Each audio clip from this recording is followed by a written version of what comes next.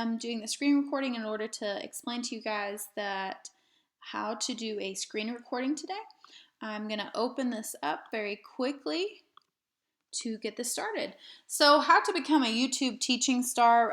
What this really refers to is that I'm going to use the QuickTime Player app and upload the screen recording that I make after this PowerPoint is over to YouTube in order to serve as a resource. So why should we use QuickTime Player and upload this QuickTime Player video to YouTube? Well, the application is located for free on any MacBook, and it is very easy to use. And also, these recordings that are taken by QuickTime Player are not limited by time. Dr. Stinson last year had a great resource, Screen-O-Matic, but unfortunately it is limited to 15 minutes. And so sometimes we try to share information and it might take longer than 15 minutes. And so QuickTime Player is very high quality, not limited by time. It's located on your MacBook. There's no accounts that are required. This is something that is featured on your laptop. So it's a great resource that we have at our fingertips. So uploading QuickTime Player to YouTube is very easy and quick. Now the downloading itself of the video and finishing, that might take some time, but the great thing about it is that you do not have to actually sit there and wait for it to download. I'll show you guys that you can click the publish button and it will publish it for you as soon as it is downloaded. So you don't need to sit there and wait for it to finish downloading. Also, creating a YouTube account is very fast, easy. It's free, especially with us having Walker School's email that are Gmails. Usually YouTube, when you want to log into it or sign into it, it'll look for a Gmail email, and that Walker School's email should automatically pop up for you in order to use it. And it's very easy to create and open a channel, well, a YouTube channel. We'll talk about more what that means and what that is. And also, YouTube enables you to create your own channel in order to keep track of all the recordings that you have made. And also, it lets your students view all of the resources that you've created and posted to your YouTube channel and the playlist. So, connecting with your students through technology. This is challenging, for every teacher, but it can be a great resource for us. And we are blessed with technology, and we are really great at using it. So us going through this is just another way in which we can connect with our students. So you can use this for the flipped classroom model, that concept where you are not teaching basics. You are teaching them basic skills, but doing so maybe at home or at a different time within the class period, and then directing the majority of your attention to the work period time and the practice, where the students really need to have your one-on-one attention. Also, this is a great way to enrich and remediate, and we'll talk about that in a second. So this is the way to reach your students even when you are not directly in the classroom. Mr. Crutcher was just telling me that the other day this QuickTime Player and uploading it to YouTube was an absolute lifesaver. He was out with the flu, and his substitute would have never been able to go through and talk through the piece of literature that they were, or the book that they were going through and finishing.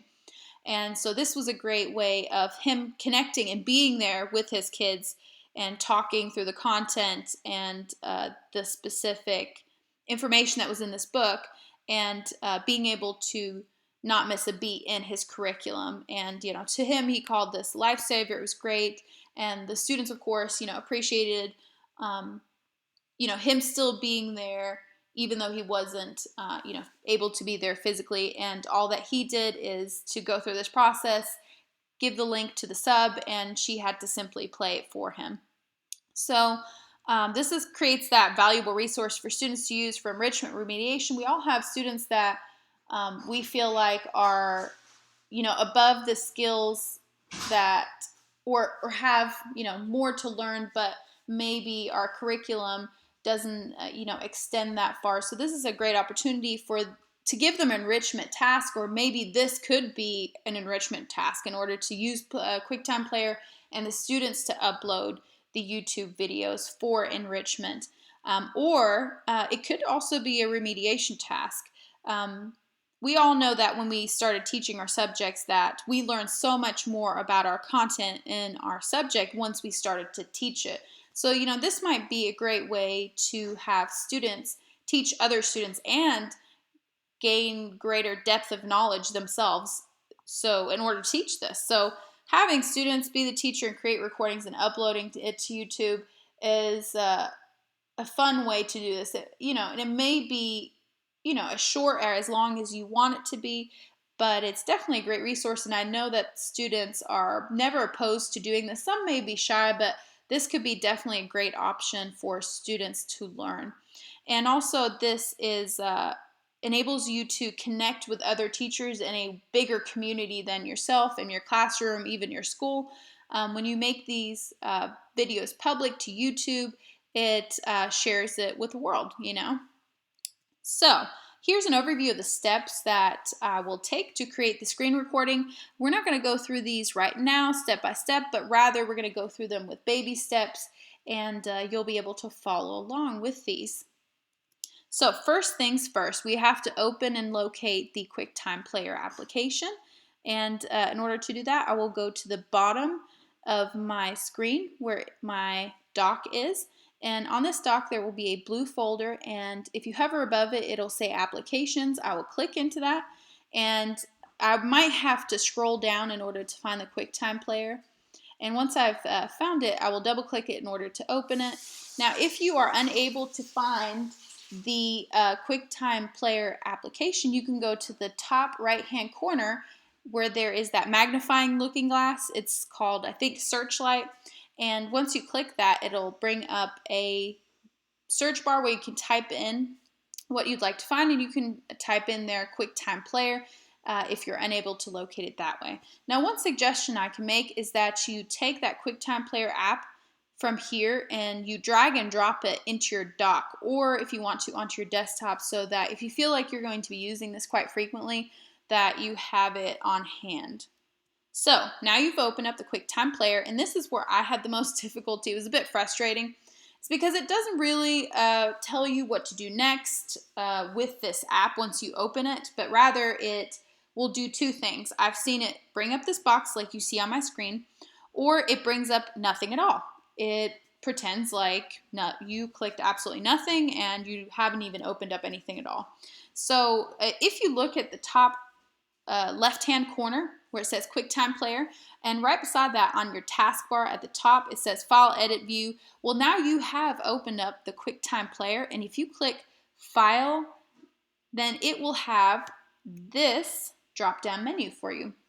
Now, we are going to do a new screen recording today, but I'm going to talk to you guys briefly about the two other options, which are really great options for this, and they're high quality, unlimited in time, and great resources to also use. So, new movie recording will take the camera on your laptop and use that to record whatever is set in front of this camera. So, this can be something like a reenactment of something. Or if it's a new audio recording, then this is like a podcast style. It's just recording the sound that's on there. And either the movie or the audio is the same deal as the screen recording.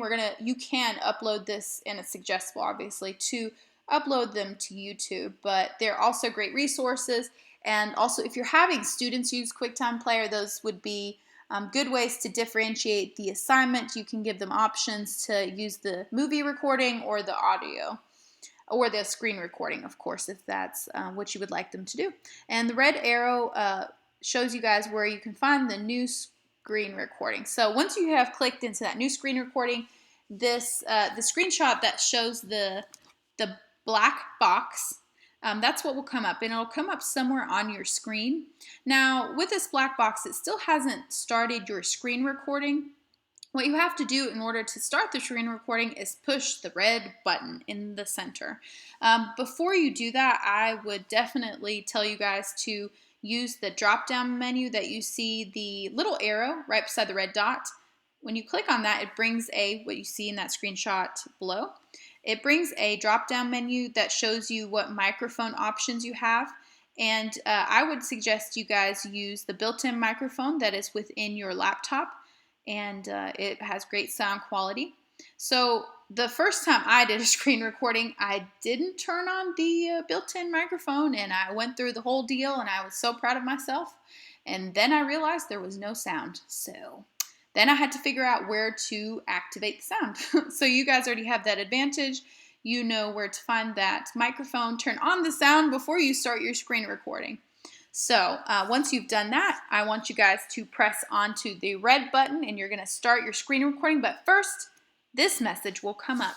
It'll come up in the center of your screen. It'll say click to record in full screen. Now we're going to just click like I am. I'm recording in full screen.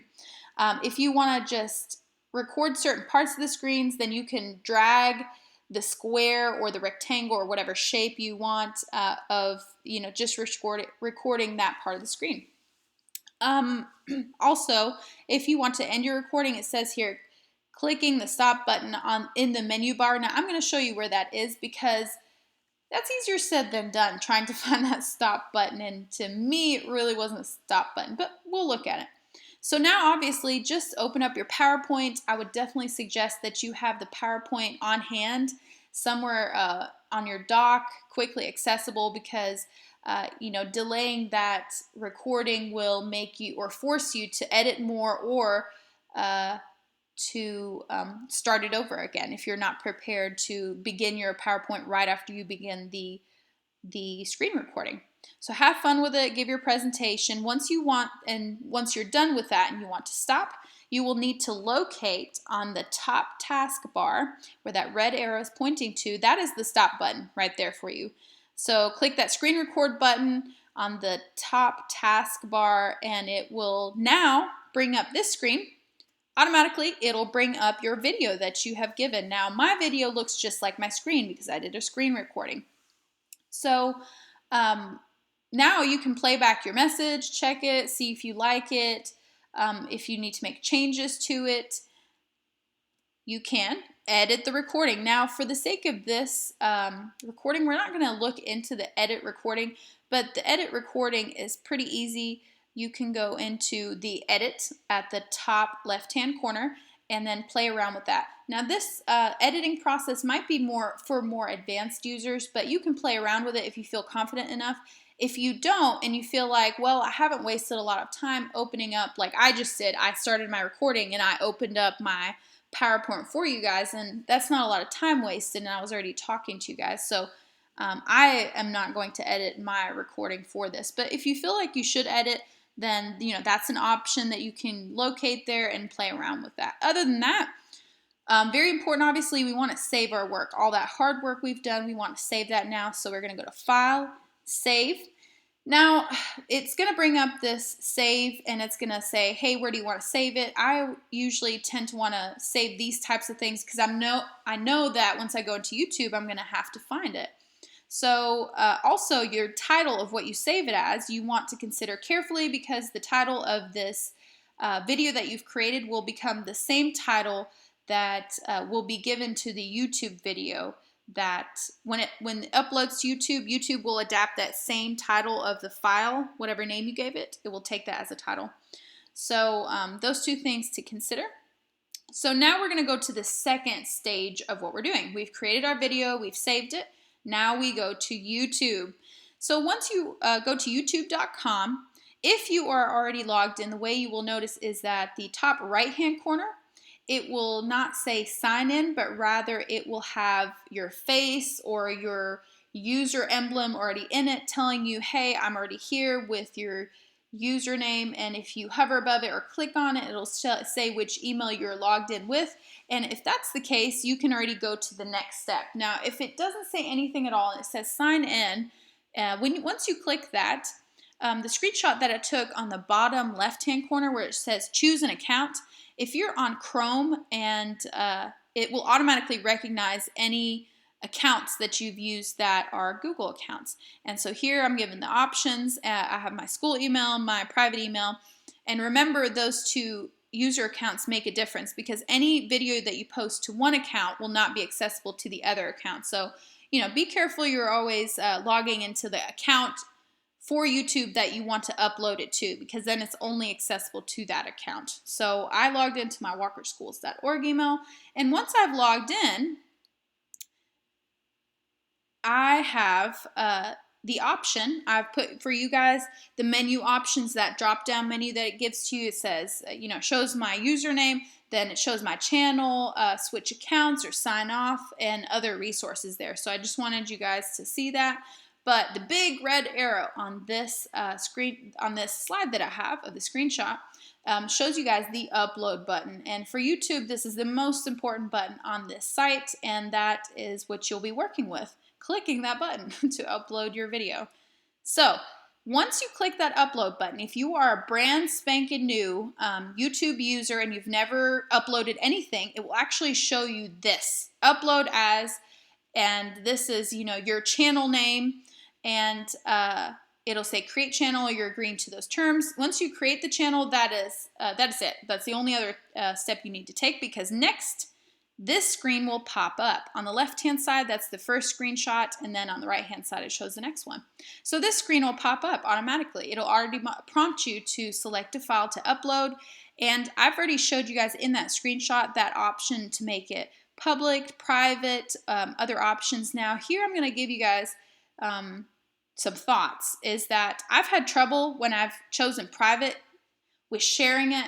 Private means that you have to directly give them a link in order to share it. But sometimes I've had problems, even when I've shared the link with someone, it still has so many privacy restrictions on it that it won't show the link to them, even though I have shared the link with them and it should be accessible to them. So I would just suggest all videos to be public. And this enables you guys to use this as a resource in the future for your students. It's not a problem.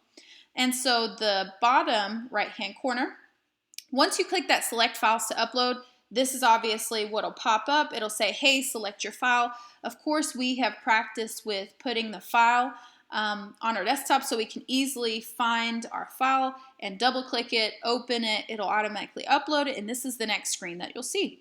It starts uploading, and depending on the size of your file, it'll give you an estimated time. And the bigger your file, obviously, the longer it'll take. But my red arrow on this screenshot shows you guys that you can already go ahead and publish this. So publish this video as soon as it's done. If I click this, I can go ahead and actually click that publish button, and then it'll tell me, okay, we will publish as soon as it's uploaded. So you have already taken the next step without having to wait for this step to finish. So that's a good, useful tip there. So once that's finished uploading, it then has to process. But since you have published it, you don't have to take any additional steps. It will just finish by itself. And when it is finished, the bottom right screenshot will show what it looks like when it's finished. How to create a QuickTime Player video. That's the video I uploaded.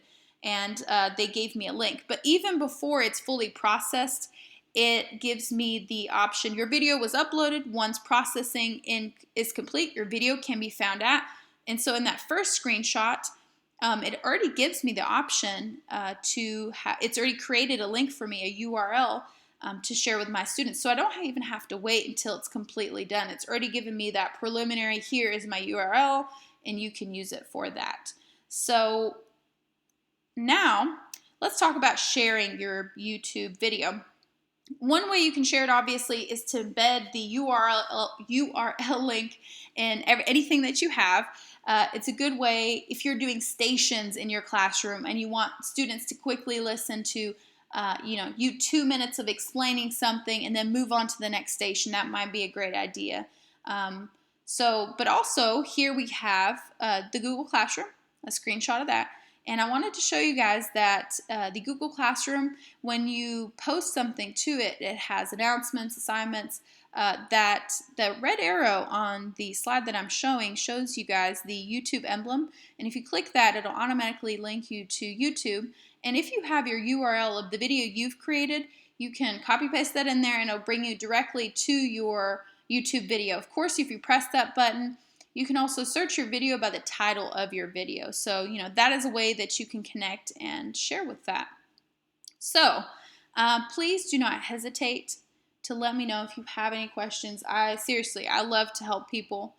And I'd like to say I'm approachable, and I love getting people to understand stuff. So, never be apprehensive to approach me, email me. I can come see you and go walk you back through this. And if I don't know the answer, I will find a way to find the answer to help you. So I'm so glad that you guys listened to this video, and thank you very much. And now I'm ending the screen recording, as you guys can see.